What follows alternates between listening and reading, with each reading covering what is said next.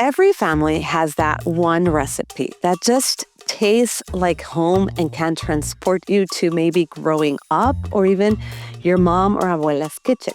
But the problem is that parents along the way started to maybe even think, is that food even healthy? Should I be giving that to my kids?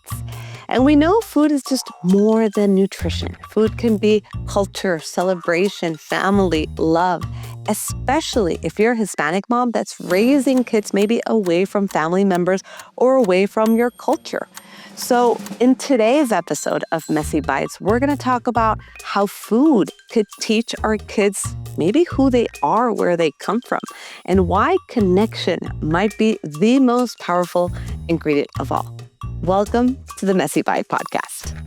This episode is brought to you by Dairy Max. Don't miss Nuestros Sabores, which is a free multicultural cookbook created by LAHIDAN. It features 28 different authentic recipes from 9 different cultures: Puerto Rico, El Salvador, Colombia, Venezuela, Mexico. These recipes celebrate tradition, but also focusing on family and culture while supporting good health. You can download your free copy today by going to dairymax.org or also in the show notes. And yes, it is 100% free.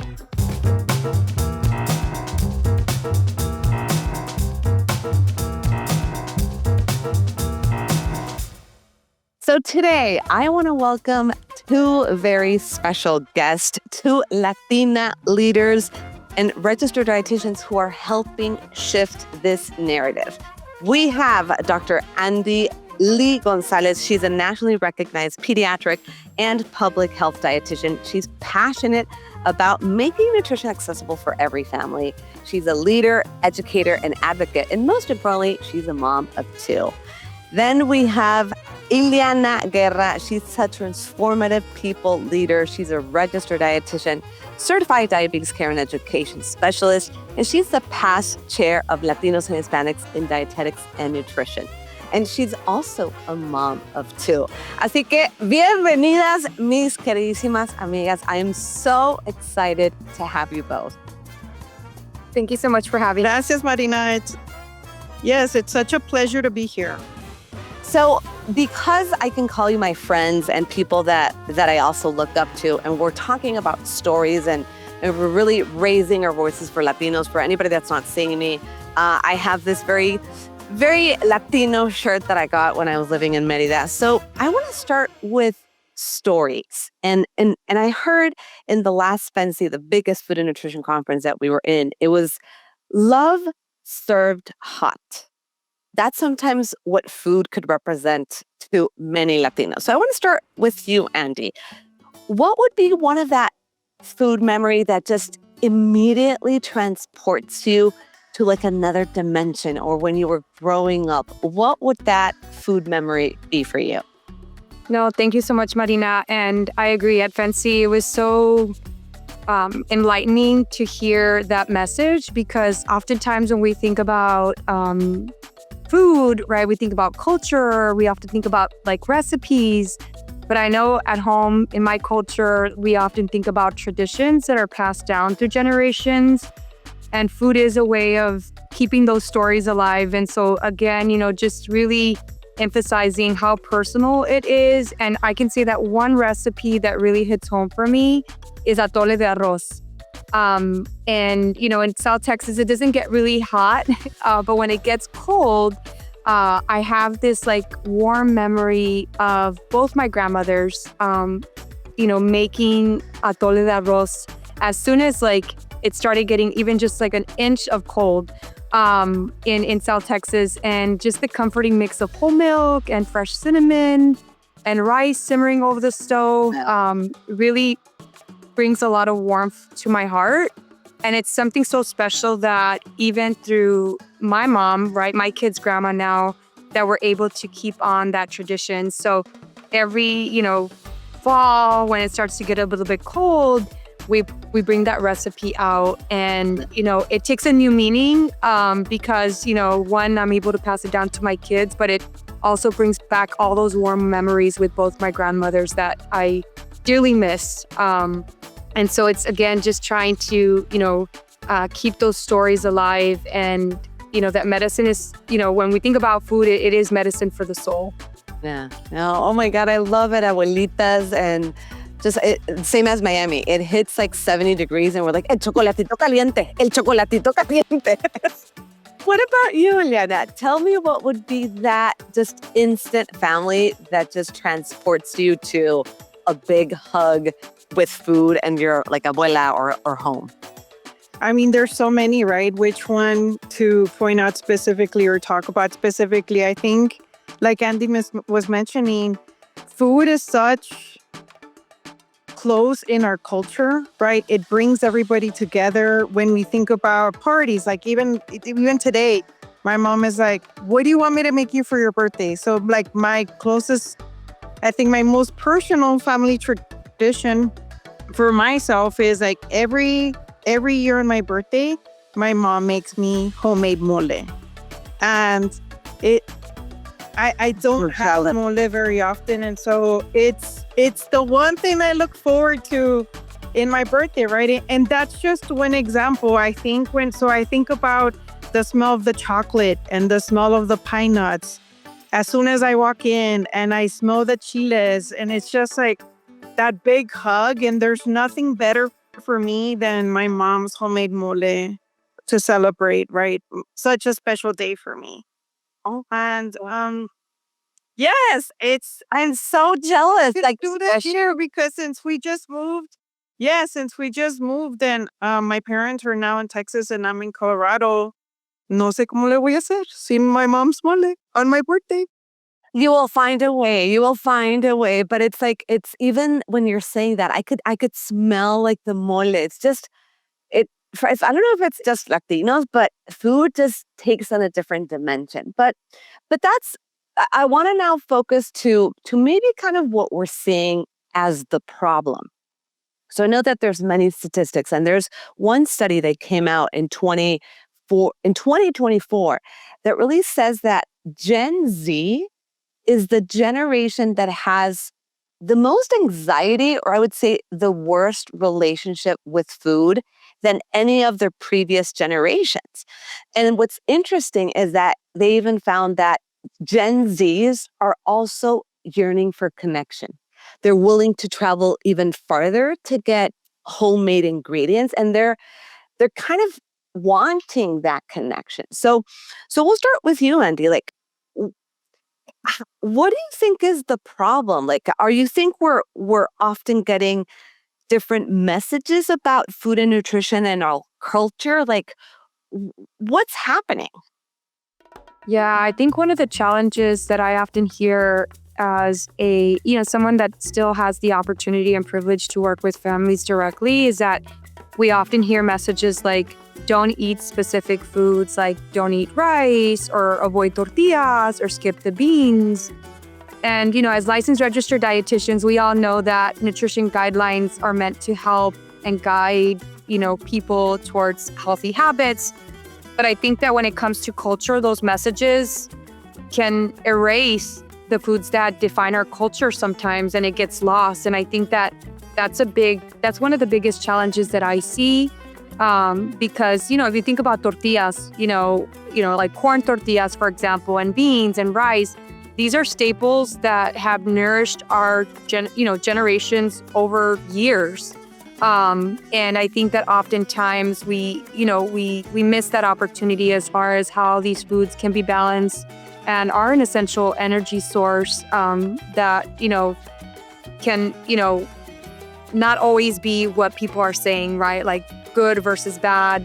And trying to navigate that through our culture can be very misleading, and also lose that compassion when we have, these cultural foods that really, are part of who we are and our identity. So I would say that is one of the challenges that I see with working with families, because as we've mentioned, food doesn't just fuel our body, it really nourishes our identity and family and belonging. And so I think it's a missed opportunity.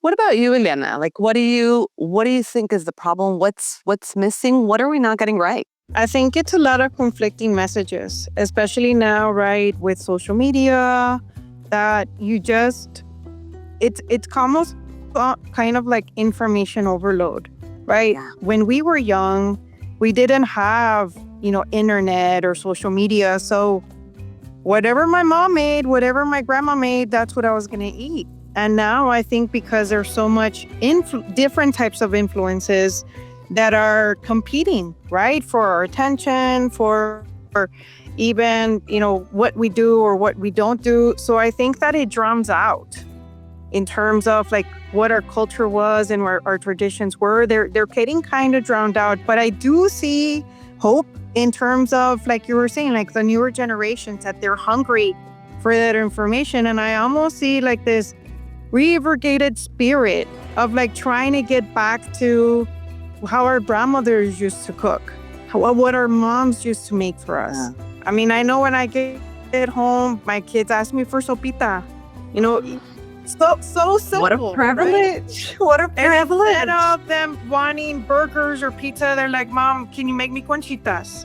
And it just fills my heart because that's what I would eat when I was little. Or beans and tortilla, something so simple, right? But that it reminds me of when I was little. Just simple things, but I think that are like staples to our culture. So I think that together, as long as we don't lose, right, our cultural heritage and continue to, like give it back to the next generation and ensure that it keeps going, right, with our kids and with our grandkids, I think that it's up to us to make sure that we don't lose our cultural heritage.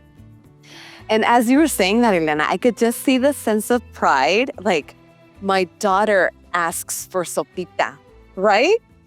And like, I see that in my families, and I could say it for myself. Like, I remember when I genuinely saw my daughters like eat a taco, and like they would tilt their head and they would put cilantro and onion. I mean, this, like, if I could dance to that, I was like, oh my God. So that sense of pride is every time I talk to moms, it's like, it's the same, like they're eating arepas, they're eating beans, they're asking me for concha, for like, I don't know, it's hard to describe, but I think going back to that, we're finding that we're yearning for that connection. And one of my pet peeves, and I want to talk about it because I also want to highlight this amazing resource, Nuestros Sabores, is my pet peeve is when I see in the media, 10 ways to make Mexican food healthy, or like, it's like this idea that Mexican food or Hispanic food or Latino food is not healthy, but with these healthy Mexican recipes, it's like they're going to be better.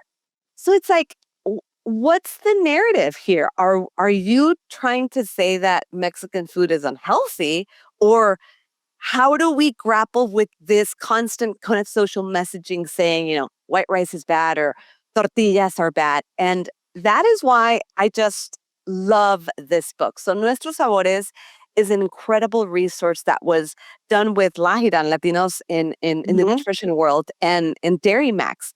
And I love this book because it tells us that Latino cuisine inherently is going to have fresh fruits, fresh veggies, dairy. It's going to be balanced, and we don't need like fixing. So I want to hear from both of you guys.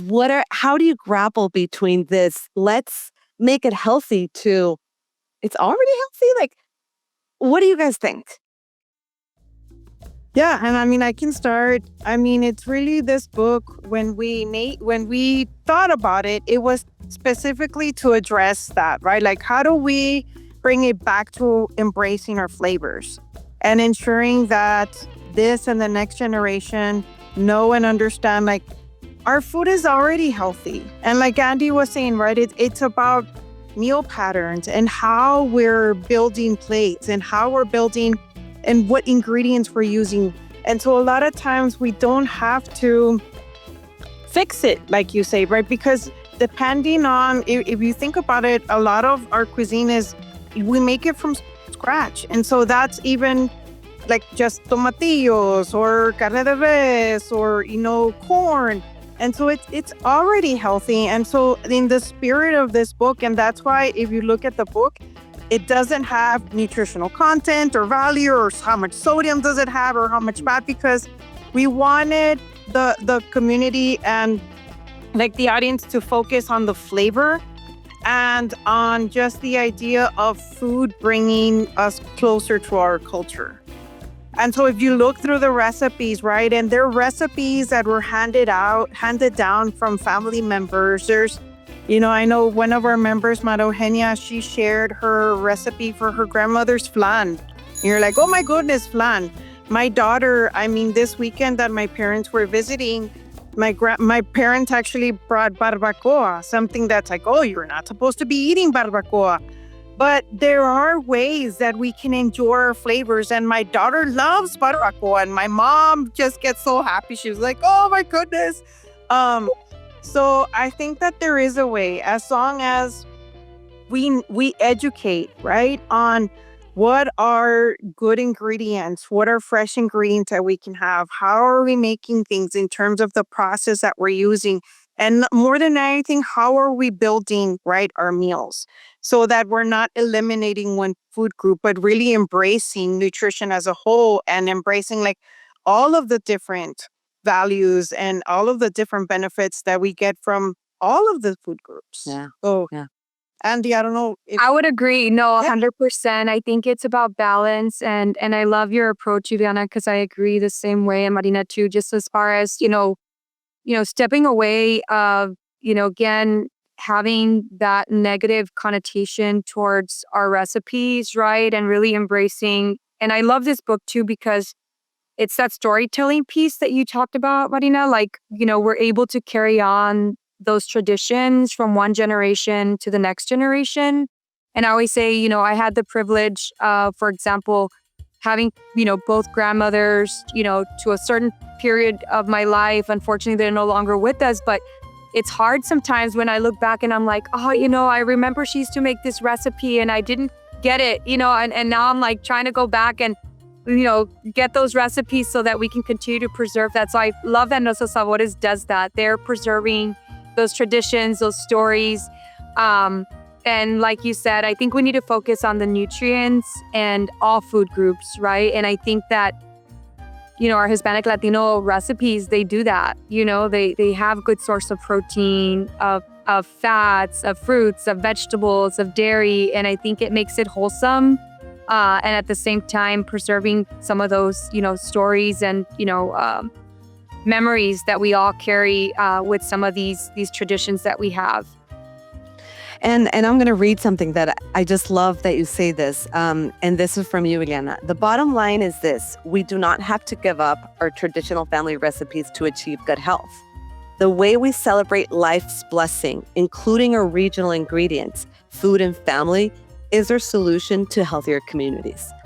And I think I just echo that. And it also showcases the unique ways we use ingredients. Like, for example, dairy is used in so many different ways that we're never going to have it in a glass. Like we Latinos didn't grow up, having a glass of milk. But like there's one that I really love that's elotes with crema, but we're also incorporating like yogurt. We're incorporating these nutrient-rich foods in ways that really just fit and add nutrition. And so it's just like a really real representation of how Hispanics eat, that we're adapting without losing that, the goodness. So I think you guys did an amazing job.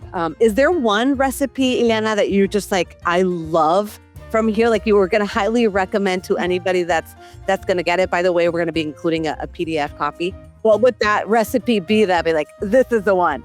Maybe you're biased. Oh my goodness, Marina, that is such a hard question because, I'll tell you that the book is filled with recipes from our LAHIDAN members, right? And it was such a truly labor of love because we just were filled with so much, like, not only passion, but like we're so proud of the work, right? Like that feeling of just our culture and celebrating it and sharing it with the world. I don't know. I mean, I would encourage everyone to try my salsa verde because it's Not because we're a long biased. time to make it. And, my story around my salsa is really my dad. I grew up with my dad. He would always make different kinds of salsas, like in el molcajete, on the grill, like guisada. And it took me, enchilada verdes are my favorite. One of the reasons why is because I love cheese, like all kinds of cheeses. Queso panela, queso fresco, Oaxaca. Oh my gosh, right? And the cheeses that are maybe special to our culture, like those are my favorite. And so, I love to make enchiladas verdes, but I never really was in my head, right? I had this idea of what the salsa should taste like. So it took me like a year or two to make different iterations of it until I finally perfected it, which is in the book for everyone to try and to share. But one of the recipes I think that was so special, I think I mentioned it, was Maria Eugenia's flan. I tried it and it was so great.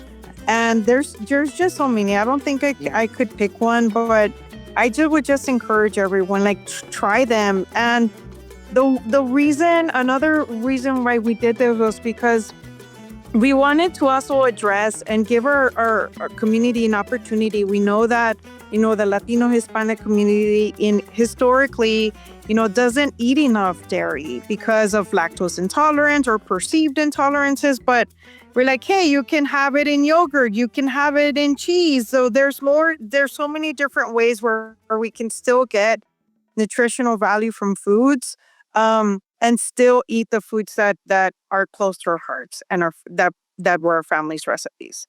Yeah. So I don't think I could pick one, but I love it. If you I couldn't either. Just try a few. Yeah. And there's some new ones too. That's what I love, is that it also is a representation of more than one country. And I think that's the beautiful part of it too. And then having a space for it too, Dairy Max approaching us and allowing us to be able to do such beautiful work that highlights our members was so beautiful, because I think that too is not always an opportunity that you get. And so now this book is accessible to anyone that really wants to, take part in these stories and preserve some of these recipes, which are, again, really, really touch home. Yeah. So I want to go back to connection. I think that's a word that's just I've been really drawn to. And I think as nutritionists or registered dietitians or in the nutrition space, we're like evidence-based and we're like nutrition facts. We're like so into nutrition and we feel like everybody's into nutrition, right? The reality is people, yes, but I think connection could be a greater word. So I'm curious, in your experience, like, how can we start shifting away from just like nutrition and evidence-based? That matters, but even like incorporating ways of connecting. I mean, for example, for me, sobremesa. I'm always surprised by people that are not as into food as I am, because I grew up having sobremesa. If you don't know what a sobremesa is, that's a very, I think Mexican, correct me if I'm wrong, that we'd have a meal and then we end the meal, but we just stay there chismeando and like talking, and we have drinks and coffee, and maybe we get hungry and then we start eating. So it's like a never ending meal. So I want to start with you, Andie. Like, how do you integrate connection and family into health? Or like, how was it you having your own grandma or mom growing up? No, and that's such a key part. Thank you so much, Marina, for asking that question, because even in my home, right, I live in a multi-generational home. My mom lives with me, and even my mother-in-law is super close. So I'm able to preserve a lot of those traditions and recipes. But you're right. I think when it comes to connection, one thing that I know and that I do at home is family meals, like especially dinner. That's so sacred for us. Like if I'm home and I'm not traveling for work, I make sure that we're sitting at the table, we're engaged, whatever we're making right that day, or whatever grandma's making, because she's such a blessing for me, because sometimes I don't. They're like, you're a dietitian that you don't cook. And I'm like, not always, because I have so much on my plate. But again, grandma's such a big part of keeping those traditions, like the sopita, yesterday she made atole not atole, arroz con pollo, right? She's like, do you want arroz? And I love that, right? Because it's keeping those traditions. But you're right. I think that being connected is so key, especially now with like social media. I have an 18-year-old. And so, oftentimes they're like stuck on their phone, but she knows that when we're having dinner, her phone is down, we're connecting, and dinner is not just 15, 20 minutes and that's it. It's like we're sitting down, we're connecting, we're engaging, we're having conversations and discussions. And I think that is something that we need to continue to preserve with everything that's going on in our world today around mental health and whatnot. I think even with this newer generation, that is so much more important, that connectedness, because social media can be very isolating. And I think that the more that we don't address that, the more divide that we're going to have. And so I think, again, food brings people together. And I think that this is, that's one way that we stay connected through food and through making sure that we eat dinner together as a family. And now I want to bring it back to you, Iliana, because you just mentioned that you recently moved to Colorado where you're not close to home. And I think for many listeners, for many moms out there, and I met a mom and who's also a registered dietitian. She's Colombian and she's married to an American. She lives in Washington. And she's trying to find ways of connecting her daughter to the culture. And she might not be able to make the mole, or she might not have grandma or her own mom. Like there might not be a multi-generation. So how have you been able to manage now kind of moving away from your family? And maybe we can talk about how can we still teach our kids about culture, connection, traditions when we live so far away or we're so distant? I'll say that it's not easy. It has to be very intentional. Why? Because there's a lot of competing priorities in terms of what they're drawn to, right? Social media, like I have to take away the screens from the kids. And so you have to be very like dedicated, and your attempts have to be very intentional and disciplined. But I don't feel bad about that. And even though it sounds negative, I think that, it's just, I guess, my way of demonstrating how valuable I think it is, not only to my family, but like to my kids and what I'm teaching them. And so, for example, here, I left my house in South Texas, where the tortilleria was down the street. And, like I could go get tomatillos down the street. And now where we live, it's like the tortilleria is 30 minutes away, right? And I went to the store because I wanted to make salsa and there was no tomatillos. I'm like, okay. So it takes more of an effort, but I think it's worth it. And the other thing is like, that's driving me crazy is that I'm trying to find like, where can I go get, something, and we go eat breakfast and like the huevo rancheros have chili on them. I'm like, chili is not salsa. It's chili is not salsa. No, it's not. And, I'm like looking for tacos. There are burritos here, which are different, and it's just different. But, so we're finding that I'm cooking a lot at home because I'm cooking the foods that are familiar to me, that are familiar to my kids and to my husband. And yes, you know what, like, even though it takes more planning, but I think at the end, it's worth it, right? And I think about, well, what are the risks of me not doing this, of me just doing the easy thing? And the risk is that my kids are going to lose it. And like, we're going to lose it as a family, like that thing that makes us special, that makes us celebrate our culture. So yes, it's not as easy, but I think that, we have to continue to just push forward and remember, right, what's at risk by not doing it. So if we could even give this mom like more real advice of things that you've both have done. I mean, whether you're doing it intentionally or maybe unintentionally, like your non-negotiables or simple things in real life that even this mom that lives in Washington, and she's like, I don't have a lot of time. I don't have grandma here. I might not be making mole, but what do you think could be some solutions that these moms could be doing? Just simple things that they could start either teaching their kids about the stories, about the recipes, or just finding simple ways to connect with their culture. What would be some simple strategies that you guys could give this mom? I mean, it's just dedicate a day. Like start there, start small. You know what? This Sunday, we're going to try this. And that way you plan for it. I think it becomes more difficult when you have to do it last minute. That you're like, I don't have time and I'm just going to do it, you know. And so like all these things get in the way. I think if you plan for it and for all Latinos and Hispanics, I think a great time is which just passed, which is Hispanic Heritage Month. I mean, that's a great opportunity to teach, right? Like our kids and plan, like, you know what, in celebration of this, we're going to do this. And so I think make a plan, like start even like, okay, we're going to try breakfast. Yes, like, you know what, we're going to try a breakfast or we're going to try a lunch or a dinner. I think for me, that's what's helped is that, do I do it every day? No, I don't do it every day, but I do plan it. And that way it becomes more manageable.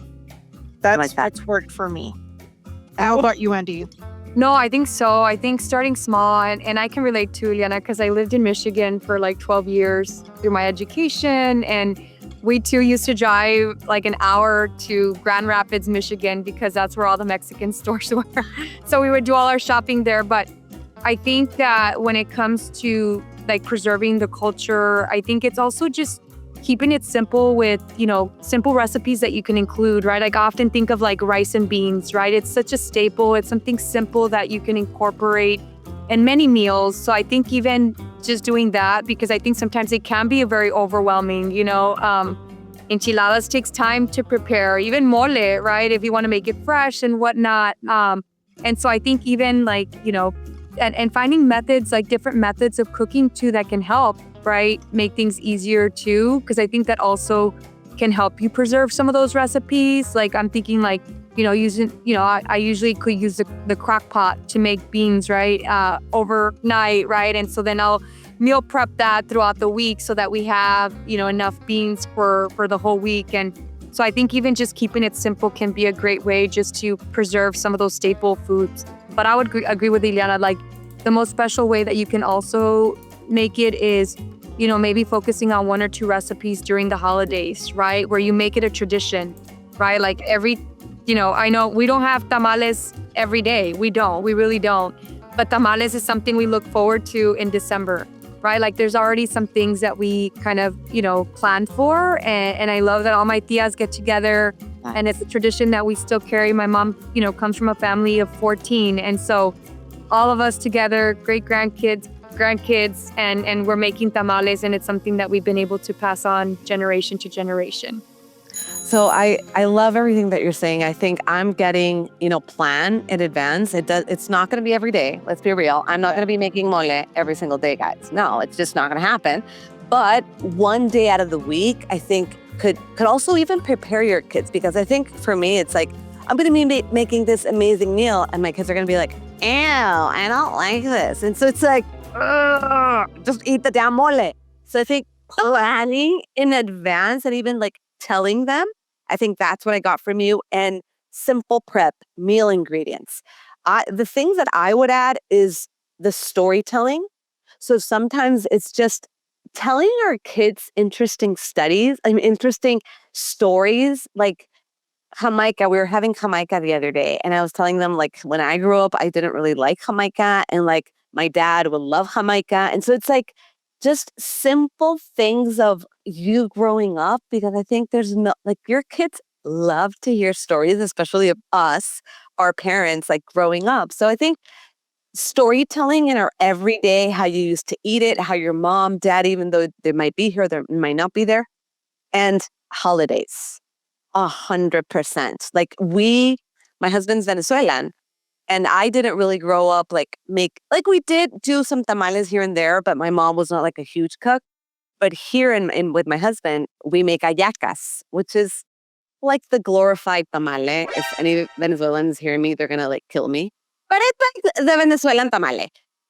That is a non-negotiable. Like we make it no matter where we are. We bring everybody along. And that's the way I'm starting to teach my kids about their Venezuelan heritage, about what it means to be connected, everybody just in a non-busy day.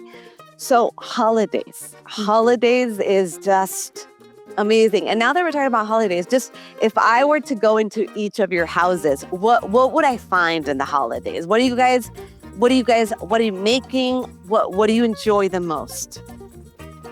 I mentioned tamales already, but that's definitely something that I look forward to. I love that. Iliana?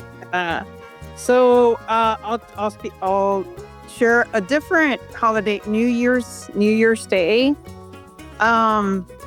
Family tradition, we would go to my grandmother's house and my grandma would make buñuelos with hot chocolate, with like the Mexican hot chocolate. And it was with the molillo?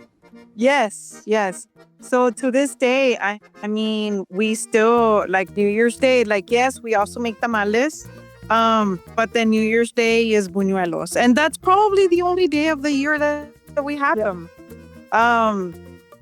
So, and I think the kids are already kind of, just like I kind of like, hey, it's time to go to grandma's house and eat buñuelos. Like now my kids are also kind of like, oh, we're going to go over here and this is what we're going to do. So they're already kind of building their own food memories. And it was so funny that I think it was for Grandparents' Day that my kids were like drawing pictures for my grandparents. You guys are not going to guess when my son, who is now 12, his picture to his grandma was like of her cooking. I'm like, that's how he connects to her, right? Like her making him taquitos, you know. And I was like, I don't know. It was one of those moments that it like my heart, it made my heart so happy, and my mom too. Yeah. And I think that's the power of food, and that's the power of our stories and our, like, food is just so tied to Latino culture, and it just goes beyond that. So for me, it's the memories. It's like anything that they learn through joy, they will never forget. And so for me, it's like, how can I create, break cycles, start new cycles through food as a connector, not as a source of eat this or this is good, this is bad.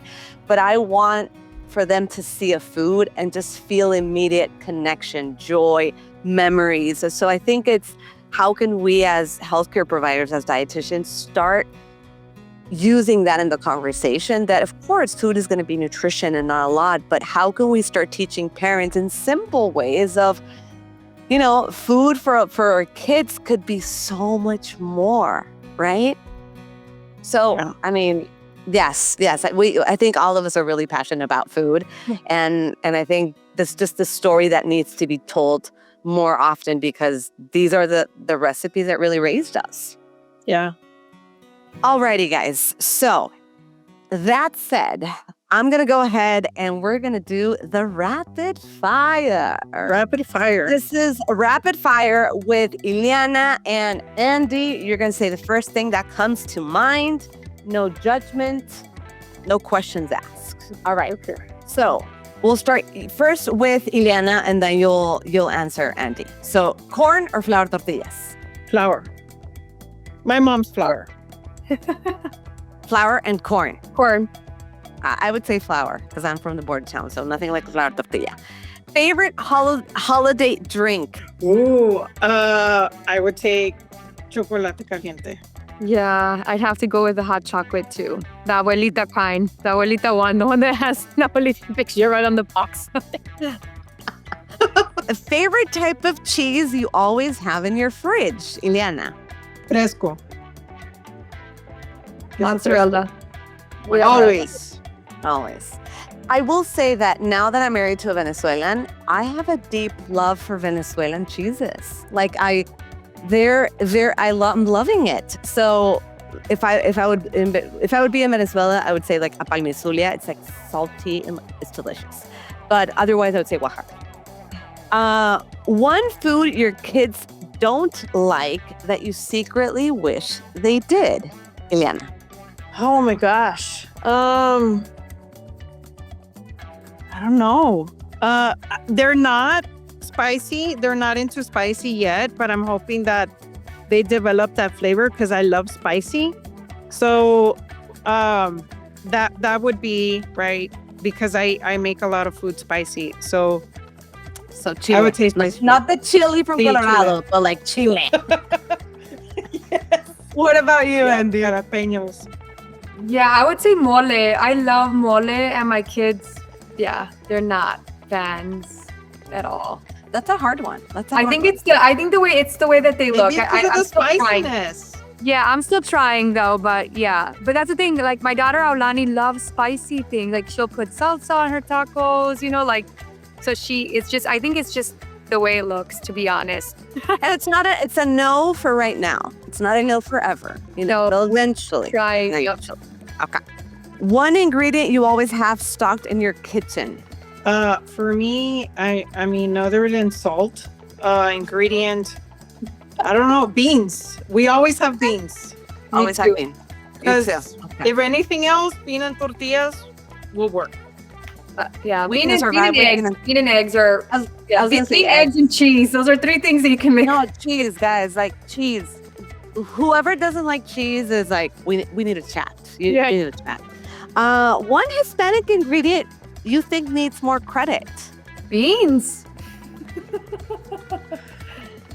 They're a good source of fiber. I'm talking up about lentils and how beneficial they are. That's a good one. Okay. I would say lentils. I mean, lentils, my daughter loves lentils. And I was also going to say, flour tortillas get a lot of bad rep. Yeah. And my mom makes them with like whole wheat flour. So it kind of breaks my heart a little like you because it's like they can be nutritious and they get a lot of bad rep, I think. Yeah. I think we should bring brand flour tortillas. Yeah. And not almond tortillas or cauliflower tortillas. Come on. But I think we have a conversation about balance, and I think that there's different messaging that we can incorporate so that we can still enjoy some of those foods. Because I love corn. Because when you ask corn, I was like, I love corn tacos. But if it's like a breakfast taco, then I do flour. Us three will need to do some consulting. So whoever's listening, we're available to do some consulting for some messaging. Yes. How do we bring back the flour tortilla? No, how do we bring back the flour tortilla? Alrighty, guys. So I want you to think of one parting message you want all of my Latina moms listening to know about family, culture, and connection. I'm going to start first with you, Andie. I think we talked a little bit about, just preserving our stories is so key. And so one of my last messages would be, just finding ways to keep those stories alive. And I think that, even, for example, coming from a Mexican-American household, every household is different. And so, a great way to preserve some of those memories is through storytelling, keeping that connection. And then, because I think that's another beautiful part about our cultures, our Hispanic Latino culture, is that, we center a lot around family. And I think that's a beautiful thing. Iliana? Yeah. I would say, don't be afraid to just try new things. And more than anything, have fun. I think, like to your point, Marina, our kids will remember if they're able to establish a memory to whatever we're cooking, caldo or mole or whatever. I think it's like, make it fun and memorable. Don't be afraid to embrace your flavors, embrace your grandmother's flavors, your family's flavors, and experiment with different flavors. I think a lot of times, right, we don't, kids have never tasted. Like, what if they never get to taste mole? How will we know if they don't like it? So I think, just try new things, embrace your flavors, and have fun while doing it. I love it. Well, thank you so much, ladies, for being part of this conversation, especially as we're approaching the holidays. So just PSA, you can eat your cultural foods. No estás pecando, no te estás portando mal. You're just eating the foods that connect you to who you are and your culture. And if we can find ways to bring your kids along, we're just raising a generation of kids that are more connected to their culture and just having a better relationship with food, which is at the end what we want as parents. So thank you guys for being here. Thank you, Marina, for having us. It was such a joy. This episode is sponsored by Dairy Max. Thank you, Dairy Max, for allowing these type of conversations to happen where we're able to honor culture, tradition, health, and joy at the table. Remember, you can download your free copy of this amazing cookbook, Nuestros Sabores, in conjunction with LAHIDAN, Latina dietitians, 28 different recipes from 9 different cultures.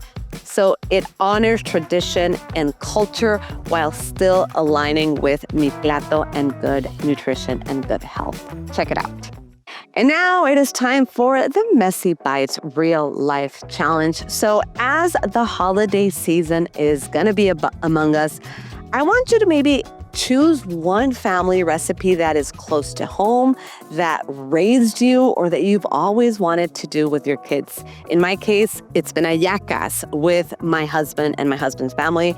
So share it with your kids and tell them the stories behind them, because this is what they will remember. So if you need inspiration or you just don't know where to start, check out Nuestros Sabores, this amazing cookbook, and let me know which recipe you decide. I want to see pictures of those family memories happening.